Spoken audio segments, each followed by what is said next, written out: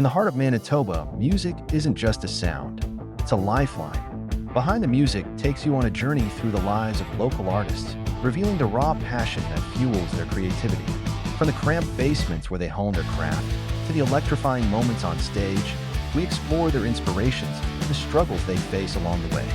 Each story is unique, yet they all share a common thread, the relentless pursuit of their dreams. Discover how these artists channel their experiences into powerful melodies and witness the transformative power of music as it connects us all. Join us as we celebrate the voices that shape our community and inspire us to keep pushing forward.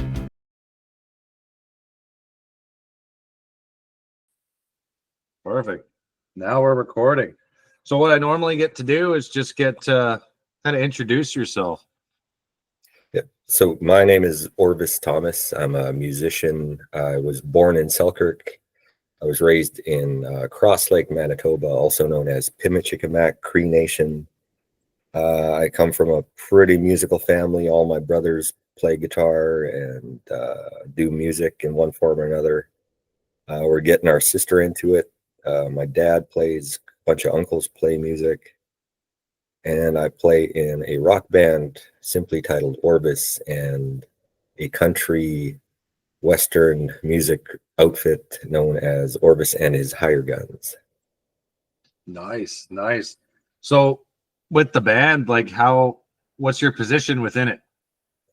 Within Orvis, that's like a rock power trio. Myself and the two other individuals, Mark used to play in a band called The Ruined, and they've been around in Manitoba for quite a bit.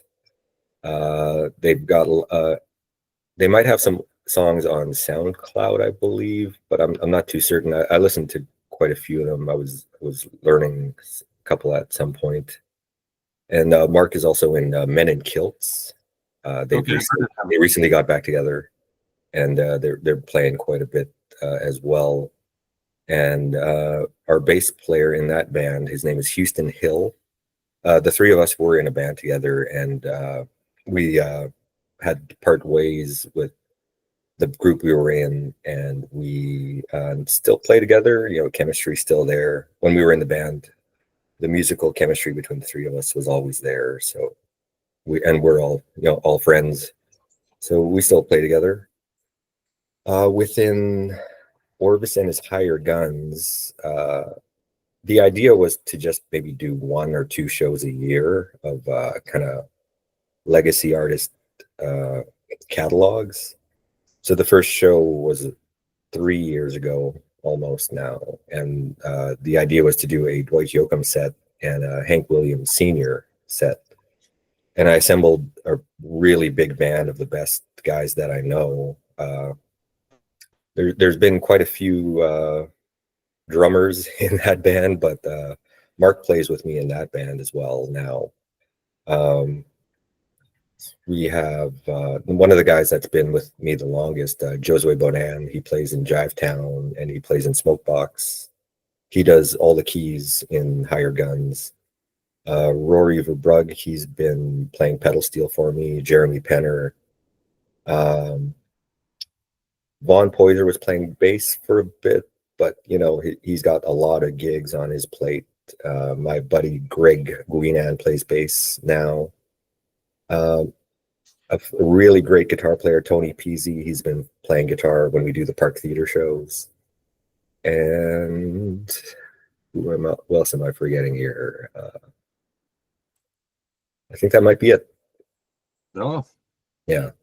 Nice. In that band, I play guitar and sing. And depending on what it is, I might do acoustic or I might do electric. But at its biggest, it's a 7-piece band in Orvis and his Higher Guns. Oh, nice. So big outfit. Yeah, but it can kind of be pared down depending on the size of the stage and the requirements. Okay, nice. Yeah. So then, why did you name the band? Well, we'll start with Orvis and the Higher Guns. How did it get its name? So that one.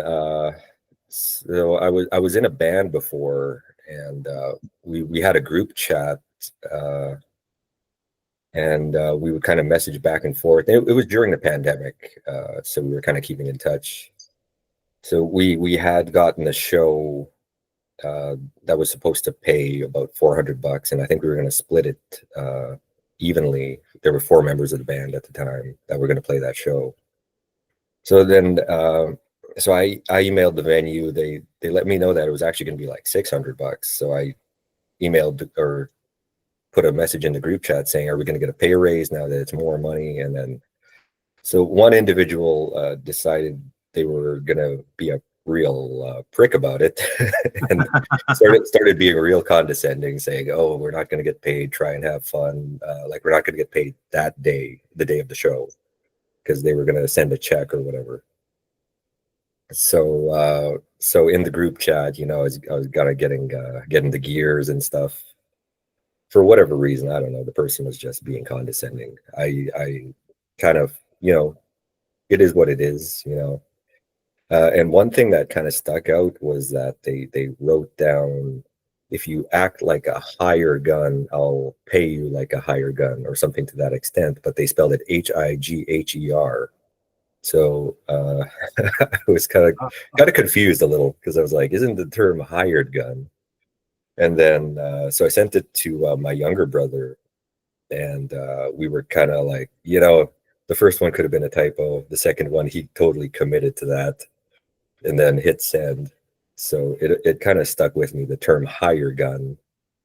And I felt like it was a really good name, because all the guys in the country band are like top-notch players. They deserve to get paid. They're really helping me out by playing music with me. And I always wanted to be like the worst guy in the group, and all of these guys were like top-notch, like Josue, Rory, Jeremy, Vaughn, Tony, Greg.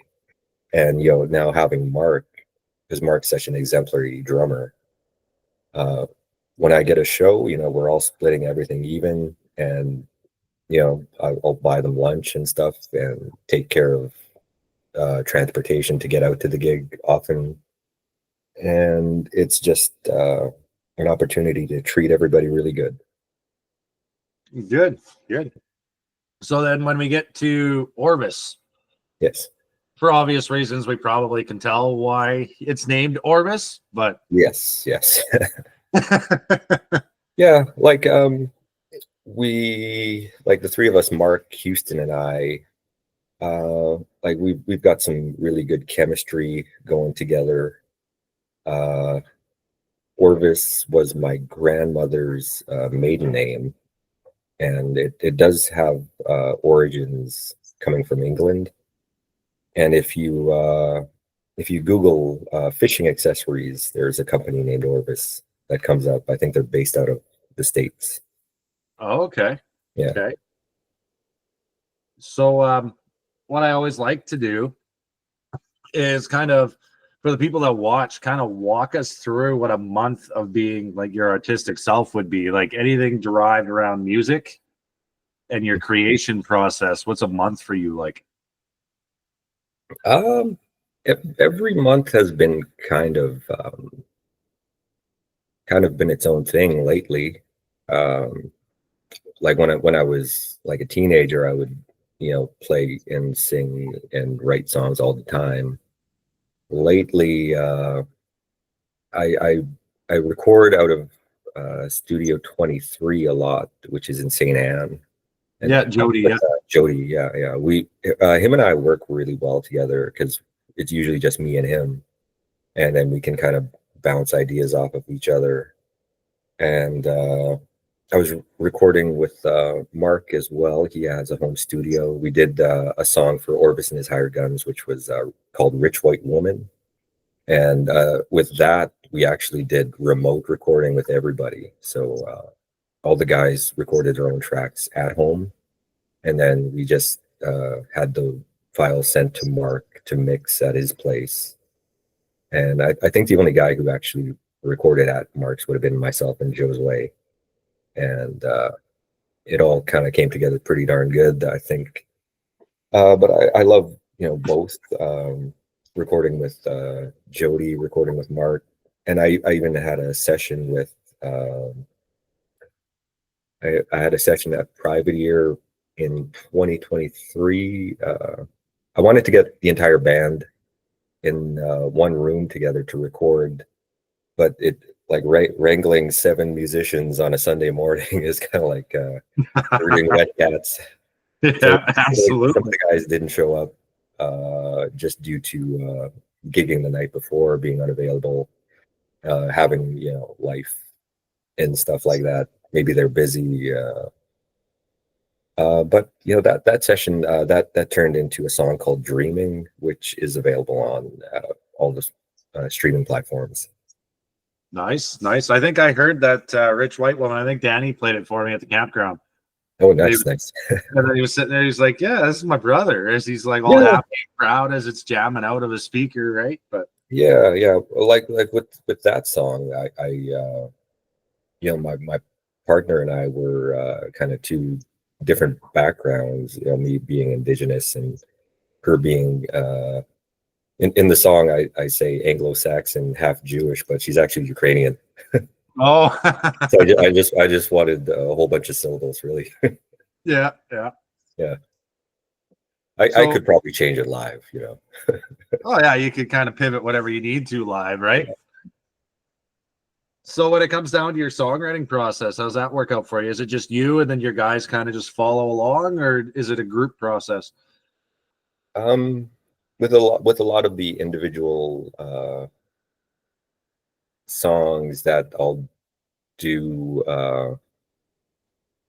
it kind of varies really. With I put out an EP last year that was called Abandoned Love Songs, and with that it was 4 songs, and I wrote pretty much all of them the same day, really, because I was just really kind of getting into a funk because I hadn't written anything in a long time, and I kind of thought I'll settle down and start playing and see what I can come up with.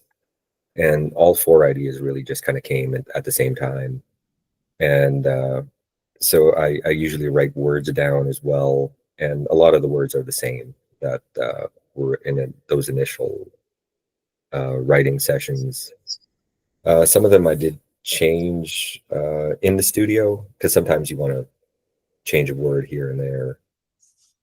Um, I don't necessarily subscribe to the idea of being able to write uh, like on command. I don't think that is necessarily like something that I find myself being able to do. Um, but I don't want to dismiss any kind of methods that are good for other people as well. But usually, if I'm inspired to write, I'll just kind of sit down and write. Like I can't necessarily pick a subject and then automatically go off. There has to be kind of some kind of impetus. As Keith Richards says, as Keith Richards says, there's songs flying around the room, and you just have to have your antenna up. Well, exactly. Yeah, right. Something's got to grab you and be able to make you run with it for sure. Yeah. So when it comes to performing live, what's your favorite part of it? Um, I I enjoy making mistakes because I'll look at Mark and he notices right away, and we just kind of laugh at each other. Because like I'll hit a bum note, and I look in his direction, he's already looking right at me. It's just one of those zoned right in kind of things. Yeah, because Yeah. you could be kind of going like full steam ahead, and then all of a sudden you're like, whoa, hit a bump, and then you look, and then like making mistakes live, I think is definitely like a really good teacher, because you're probably not going to do it again if you're like really paying attention to what caused you to do that in the first place. Well, it's trial by fire basis too, right? Because you Yeah, got to be yeah, able to quickly recover from that. yeah. And I read something like I think it was Kevin Eubanks from the Tonight Show band back in the day. there was an interview with him, and he said practicing or playing on stage is like practicing something 50 times. And I that's something that I really believe, because I think if you go on stage and you do something and if you aren't correcting it, then it's kind of gonna keep going over and over, right? So Well, yeah, yeah. yeah, absolutely. So, do you have a favorite venue? There's a lot that are really good. We were just at Side Stage just a while back. That's a really great new venue. Um, I love the park. The park's good if you got a big band. Uh, Even if you got a trio, Park Theater's got a lot of walking space, so you can walk around. I played at South Beach Casino a lot. That's a really good venue because you got the whole bar and you got the entire casino there, and people come to hear good music, and you get lots of good feedback on your craft and what you're doing. And I've sold a lot of T-shirts there. Yeah. I'm sure there are many more, but uh, off the top of my head, I've played quite a lot of shows, but definitely the park and South Beach are great. Um, I I always loved playing in Selkirk for Canada Day. That's always a goal of mine every year. Even when I was like just starting out, I would always email the city and see if they needed a band for the Canada Day festivities. And I moved there in 2002. I've probably played for the city maybe 10 times in since 2002. Oh, nice, nice. Well, Yeah, that's good if they're supporting kind of, like a yeah, local boy. yeah. It's always good. So when it comes to your band, do you have like a favorite band story aside from the killer instincts of your other member there? Uh, no, I don't know. We're pretty domestic. Like obviously all of us have had our wild years. I don't think there's anything wrong with that, because that means you're living.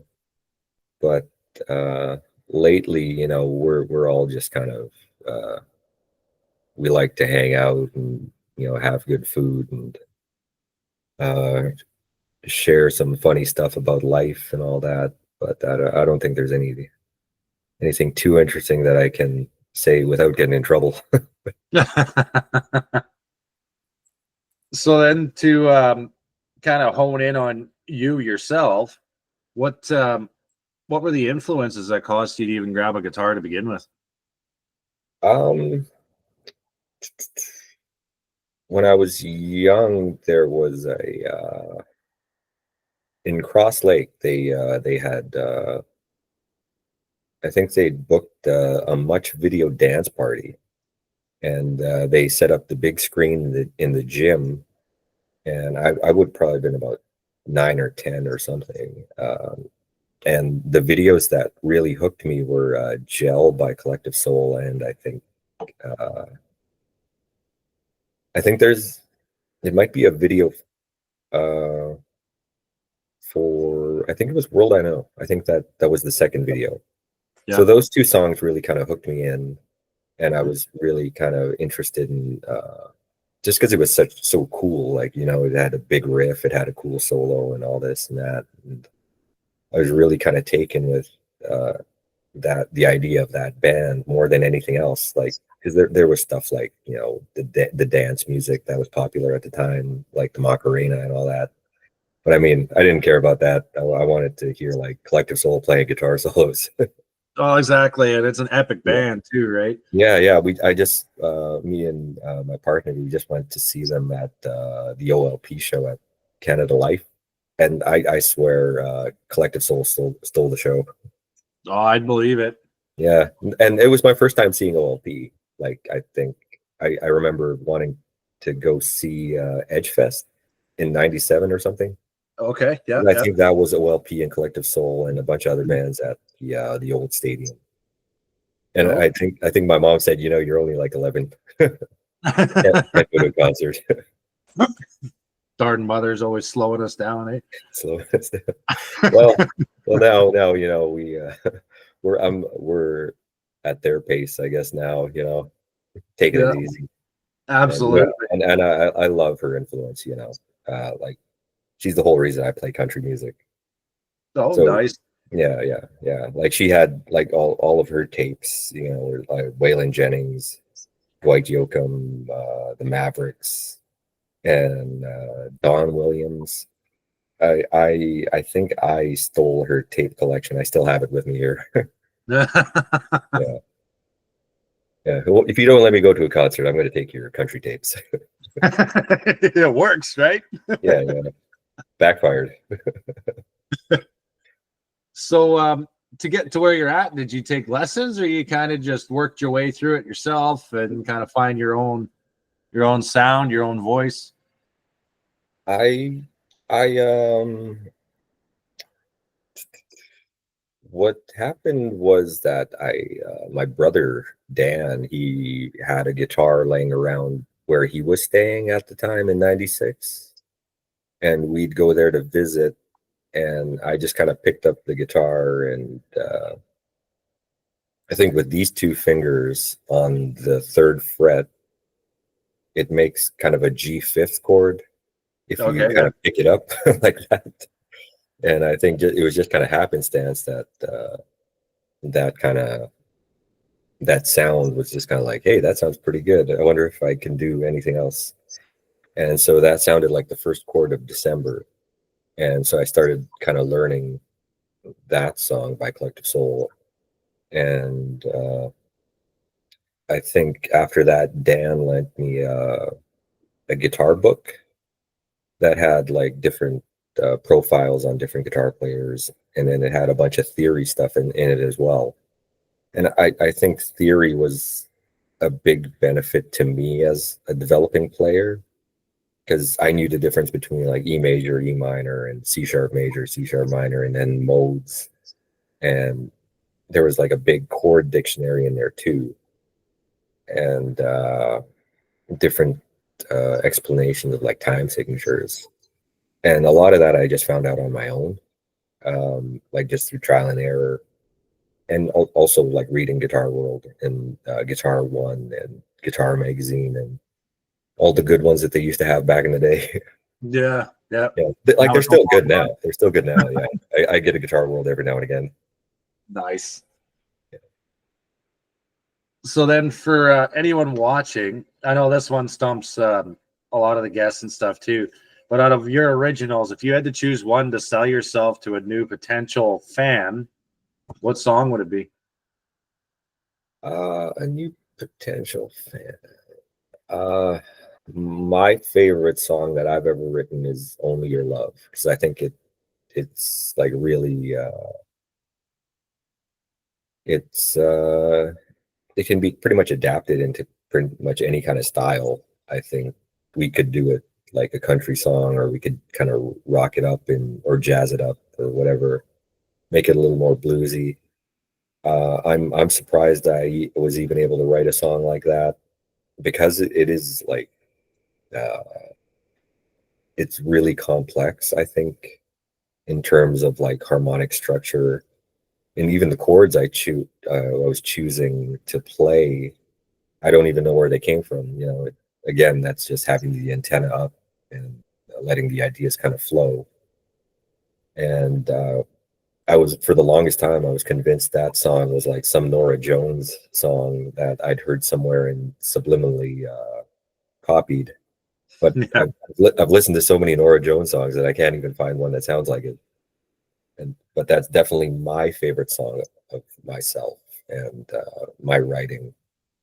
And so I believe that would be the one, "Only Your Love." Okay, awesome. So, where can people find your music if they wanted to check it out?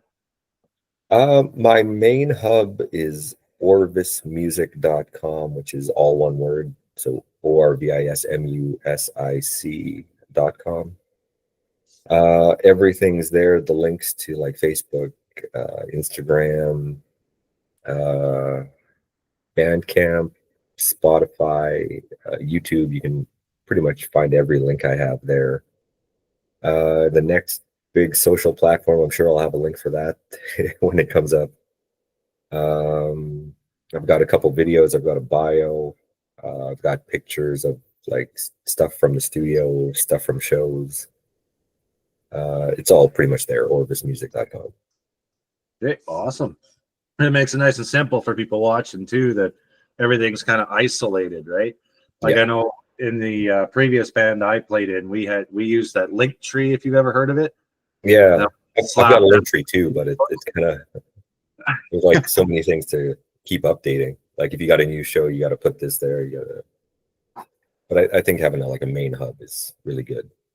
Oh yeah, it's definitely the better way to go about it, right? One thing I always like to ask guests too is because we all were inspiring musicians at one point till we got to where we're at, right?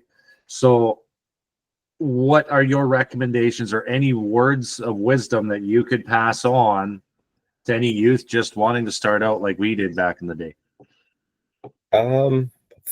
Follow your heart and your intuition. And like I've gotten so far in the past few years just working on my own music that I believe, that's probably what I should have done like 20 years ago when, I was in a band. And, when you're a kid and you're starting a band with your friends, obviously like dominant personalities among your friend group are going to kind of help, guide where the band's going. But I think if you kind of hold true to yourself and what you're doing, your things are definitely going to happen for you if you're like really gung ho about it. Because putting my money on myself has definitely paid off like really big. Good. So you had mentioned to me just before we started recording here that you have some upcoming shows. Do you want to kind of list off to people where your shows are at? Yeah. I've been a pretty regular fixture at Bell's Kitchen, doing solo and duo shows with my buddy Josue, and Rory has been a couple times. March 22nd, me and Josue are doing a duo there at 8 p.m., I believe, until closing. And then April, let me see here. Just got to make sure I get the date right.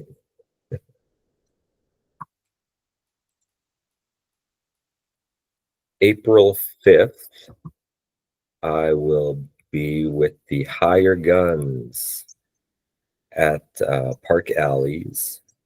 We're also doing a private show in Selkirk, which would just be like a 3-piece. I think that's at the end of April. We're getting rolling on a show in Selkirk. I believe it's at the Mateo Event Center, which is a new venue in Selkirk. Sean Taylor Band played there just this past weekend, and it looked like it was a really happening time. So, and Sean Taylor Band's like a really big country band as well. They're So good. yeah, they're amazing. Yeah, And I seen the 40 once. yeah, so if they can fit them on the stage, then my band will fit on stage. And then there's also Fall Jam is going to be the big one for the Orvis band, like the power trio. That one, I believe we're on the Friday night in August. That's August 8th or 9th. And we're going to be closing out the night on Friday. And the headliner on the Saturday is going to be Bleecker. Oh, okay. Yeah. And there's going to be a lot more shows popping up here and there as well. So, and if you can see them all on orvismusic.com. Okay, awesome. So you were talking about having recorded with Jody and a couple other studios and stuff there. Do you have anything in the works for releases coming up? Yeah. I've been working on blues songs, like blues covers. I definitely want to get some special guests on those songs. right now it's all like Muddy Waters covers. Okay. I think if there's a Desert Island album, it would probably be like a Muddy Waters greatest hits, because I can listen to that forever. Yeah. And not get bored. Like just his conviction when he's playing. You know, you listen to him and you believe every word he's saying. And there are songs like he's got an out of tune guitar, but it doesn't even matter because the guy's so serious about what he's playing. Yeah, just the raw emotions there. Yeah, and like with a lot of recording today, a lot of, you know, it's like you got to tune up, you got to play in time, you got to do this. And back in the day, you know, they just set up a mic in front of Muddy and he went off. Yeah. Yeah. Sometimes that's still fun to do, though. Yeah. And one special project that we did as well, a Johnny Thunders cover, Born to Lose. My brother Dan, he's good friends with Richard DeGay from Personality Crisis. So I met Richard maybe 12 years ago, and you know, I've kept in touch with him. And he came to Winnipeg in the winter just now, and we were planning to go to Jody's to do some tracks, but you know, he's only here for a short amount of time, and I didn't send him the scratch track before he showed up. So we unfortunately didn't have enough time to go to Jody's place, but he recorded guitar at his home studio with his home setup. And this cover is just like light years from, like, I think anything I've done like recording wise. Like, it just blows it out of the water, like having Richard playing guitar and like doing all these Johnny Thunders riffs. It's still punk rock, but like there's some production on it. Like I like doing stacked vocals and like doing harmonies and doing lots of vocal layers to make things sound really thick. So there's that element to it, but at the core, it's, you know, guitar, bass, drums, and vocal, and a lot of background vocals. So I think I'm excited to release that song. Oh, definitely. I'll have to check that out when you put it out. Yeah, even if, you know, maybe one person listens to it, I think it's at least, you know, it's getting out there. And I'll help you out. I'll put it on a loop or something when we're in here, and then it's continually going. I'll put every computer in here on a loop. make a 10th of a cent from all yeah, there you go. Well, that's just Spotify. That's just Spotify. Yeah. So that's really all the questions I have for you, Orvis. Do you have any questions for me at all? Yes. How is what's the music that you and Dan are working on? Rock. You want to plug any of that? What was that? Sorry? Do you want to plug any of that? Because I'm excited to hear it. Well, I got the idea because I was playing, actually, well, the old band I was playing in, Jody wanted to try to line up a show with our band and you, because they just thought we would vibe. Now, if that message ever made it to you or not, I don't know. But I used to play in Midnight Renegade, and then that sounds vaguely familiar, actually. Yeah, and like it was good, and we started kind of turning more to the rock side, but our vocalist, I think, was still kind of more to that folk blues element. Like, he just really didn't dig the whole rock side of it, right? Because I like, you know, Nirvana, Stone Temple Pilots, like that grunge factor to rock music, right? Yes. So then when that disbanded, I was sitting back and I'm going, well, I want to go back to my roots. I want to go back to, you know, like alternative to metal. That's where I feel most comfortable. I can drum it. I can play guitar on it. You know, like that is where the multi-instrumentalist in me comes out. Mm-hmm. So then I just happened to be talking to Miranda one day because she's friends of mine. And she's like, well, you got to get together with Danny. And I'm like, Danny? She's like, well, Orvis, right? And it's like, well, no, I know of Orvis. I've never met him. And she's like, well, his brother. He'll be here later tonight. So you got to talk to him. So we were supposed to sit and talk. And then it Yes. ended up, he broke out his guitar. I had mine with me, and we ended up just jamming out by a campfire one night. We just kind of vibed, and the chemistry was there, and we just ran with a bunch of random shit, right? Like we just, and I'm pretty sure the whole campground was either going, "Oh my God, turn it up," or "Shut the hell up," right?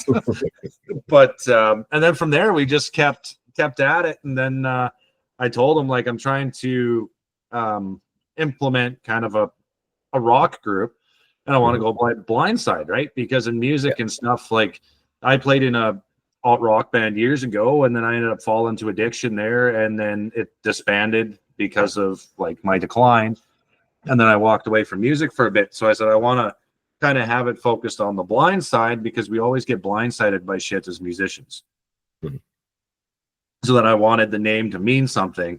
And then just today he had a riff that he was working on in the studio here, and then I sat next to the drums. Next thing you know, we got a guitar track, we got the full drum track, and then sent it with him. He's working on solo pieces. I'm going to add my bends and slides into it. And next thing you know, it's throw the vocals on, and boom, there's the first track, right? So it's been an interesting ride. So far, right? I'm excited to hear. Yeah, no, it'll be one of my favorite guys. Pardon? I said he's definitely one of my favorite guys. Yeah, well, a phenomenal guitar player. He blew me away when he broke out. He studied classical. Well, and that's what he was. Yeah, that's what he was saying, and he was talking about it and stuff. And he's like, I like to vibe with genuine people and play with them, because he said it's never about ego. It's never about who's better than who. Yeah, You just enjoy it, you connect, and he said you let the music do the talking, because nothing else needs to. yeah. That's a very important part of playing within a group, because like getting your feel down. It's not about like how ripping your solo is going to be. It's like, that's only 10% of the song. Like 90% of the time you're playing as part of the band. So you got to get your feel, and then just kind of lock in with, bass, drums, and keys, and whatever else you have. If you got horns and you got a guitar, and the horns are, the majority of the hooks, as a guitar player, you kind of got to lay back and become part of the rhythm and all of that, and just really get your feel, so that you're making the song, the focal point of what should be paid attention to. Well, exactly, and that's kind of what we're both shooting for. Yeah. And then we were joking today, because it's just kind of like, well, I know it's just you and I at this point, but it's like, I'm willing to try it if you are, brother. But it's like, Danny, I don't think you can play guitar and bass and me play guitar and drums at the same time. I don't think that's going to work too well. So we do have to eventually bring some people in. But I mean, like, I'm with my music company, like I'm well known in the Winnipeg scene. Well, my company is. I'm just there for the ride, I guess. But so like, there's tons of buddies that are willing to step in and kind of help out or whatever till we find somebody, right? Yeah. Don't just want to open the door to every Tom, Dick, and Harry on the street that can play. Like, they need to be able to vibe with you too, which you would know with your band, right? You can't just bring a random in and throw him on stage, because, well, now he could change the entire dynamic. Yeah. That is really important with, a band, because like Mark and I, like Mark's had so much experience as a drummer, like with Men in Kilts, they were being flown to Nova Scotia for like festivals. And then he's also got the like metal background with The Ruined, where, whereas like with me, there was a lot of just constant nights of just practicing and playing. And like one thing that really helped my playing a lot was playing with a drum machine, which kind of locks you into a groove. Because it's right on the meter every single time. So it's not like playing with a drummer who's kind of slowing up and speeding down. Yeah. So that really helps with like Mark, because he's like really consistent. He's almost like a drum machine. And and it's the same thing with the country band. Like I took a lot of care, like deciding who I wanted within that band. My initial choice getting like Von Poiser to play bass was because I'd seen him so many times. And no, here's a good story. Here's a good story. Times changed on Sunday night, the blues jams. I used to go, and I remember getting like really, really liquored up. And I got on stage, and I was playing this blues song, which had like a really odd meter. And Vaughn kept up, like he knew exactly where to go, even though I was kind of doing this like really weird kind of change. Uh, and he kept up with me, and I was like really impressed because he knew exactly the feel that I was kind of going for. And that I was like, man, I really got to get this guy in my band if I like get any kind of band together. And it's the same with like Joe's Way. Him and I have known each other for a really long time, and I always seen Rory playing pedal steel with everybody. So I figured, this guy must be the best because everybody's got him. No, exactly. Yeah. Yeah. And Houston too. Like he and I would just kind of jam out a lot, and there's, chemistry there. So it wasn't necessary. It was, just kind of like watching each other and seeing how we are as players too. So it's not just kind of like, hey, you play bass, come here. Yeah. Can you pluck an E string? Yeah.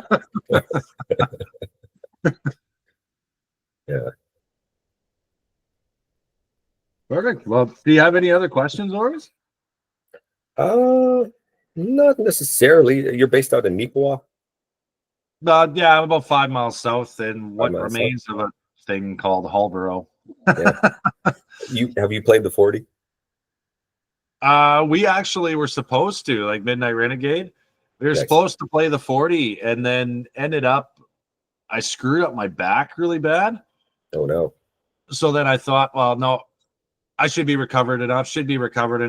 So I drove to Brandon, met the vocalist for supper and stuff, and we're walking out, and he's just looking at me. He's like, dude, no. He's like, you look like you've been riding a horse for 3 weeks. Like, what's the matter with you? And you're going to get up there and act like a jackass on stage like you always do? Like that? No. And he's like, I'm calling it, man. Because he's like, you're ghost white. I can see you're in pain. You're hunched over. You're walking bow-legged. He's like, I appreciate, like that commitment, but he's like, it's not worth it, man. Yeah. Like, get better and give him a hell of a show instead of, well, you having to recover for 3 weeks after. And then we were set to go and get Jody to do like our tracking for our recovery EP that weekend, right? So I needed all that kind of energy and time to be able to take this 2.5 hour drive to Jody and then do all the tracking and stuff on top of that. So yes. Yeah. I've been emailing the 40, but I haven't got anything back. If you have any connections, tell them to email me.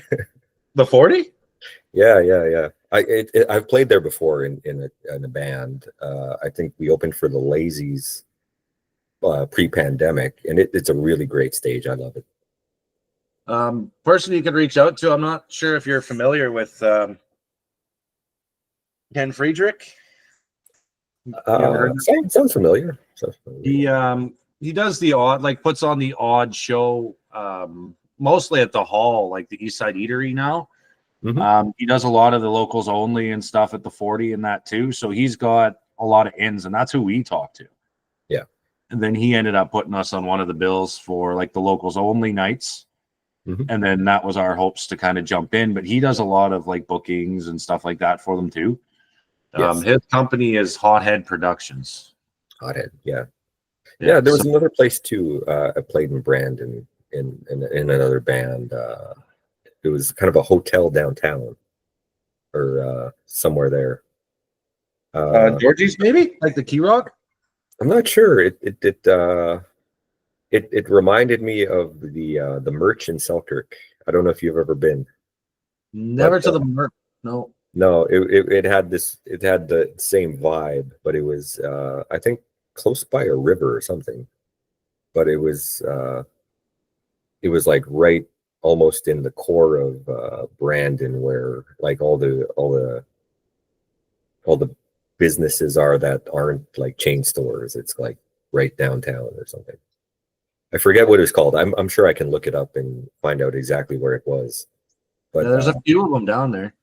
yeah, it reminded me of the merch. The merch was really happening place like pre-pandemic for shows. Like they had the Conline Crush and Epic band. so many great bands coming through there. And now like they still have music at the merch, but maybe not at the level that it once was. You know, they had a great PA before, and unfortunately that kind of slipped through their fingers.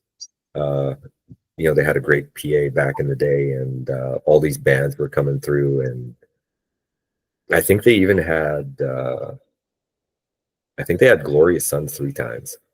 Oh, really? Yeah, at the merch. Oh, wow. The bartender, Lindsay, she I think she was telling me a story about the singer from Glorious Sons getting like really hammered and going down to the river and almost falling through the ice. Oh. Yeah. might have happened 3 times. I don't know. Who knows what that meant. I followed his Twitter and I was like, man, this guy's too wild for me. I got to unfollow.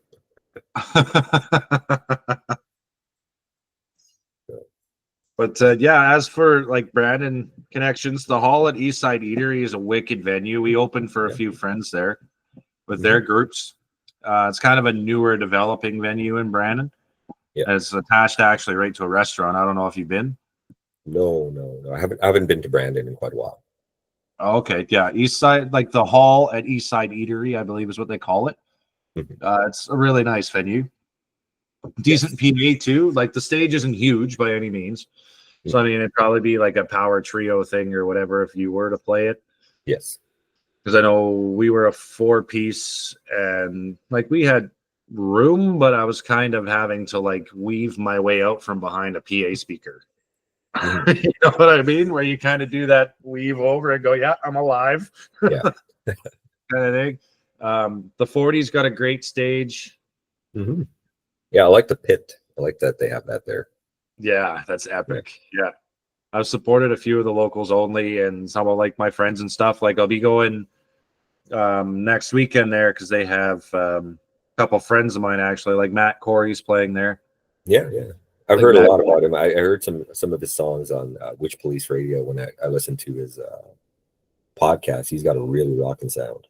Oh yeah, he's phenomenal. Dave, like my friends Dave and Alex, they play in Pure Entry. They're there with them. And then Ash and the Arsonists are there as well with them. So the 40 is going to be like right packed and they're going to blow the roof off the bloody place by the time the night's over, right? But yeah, they're phenomenal. Great band after another. Oh, exactly. Yeah. And Matt kind of brings that nice like Alice in Chains kind of vibe to him, eh? So he's definitely worth checking out or even getting on a bill with if you can. Yeah. But I hear my dog. Oh, that's what that was. I thought I heard something barking, but I thought it might have been mine. Yeah, he wants to say hello. No, he's more than welcome. Yeah, I think he's going back. I think he's going back to where he came from. Oh. Yeah, pretty much. I think that's most of the info that I know for now. Yeah, it's been a great conversation so far. Yeah, no, I like kind of doing this so people can see who the person is behind the entity that they see on stage, right? Oh, yeah. That's kind of why I like doing that, because I've been to a lot of, because you look at it like you've got Slipknot, for example, like you look at big name bands, Nickelback, Slipknot, going into, you know, all these other different genres that you could dip into on how they play a certain character on stage. And no one ever sees like how much work they put in, why this character's here. what made it exist, you know. And I like kind of breaking that down to show people that, you know, we all started in the same, like in the same space. We all kind of aged and progressed differently through different methods. Yeah. And that's what this is all about, right? Mm-hmm. Yeah, like there's another band that I really love that's coming up called Sleep Token. They're like a band out of the UK, and they're like a masked band as well, like kind of like Slipknot. Oh, okay, yeah. And their identities are pretty much like a mystery. But I think there was like some overzealous fans that kind of leaked that information at some point last year, and just kind of overstepped their boundaries in that regard.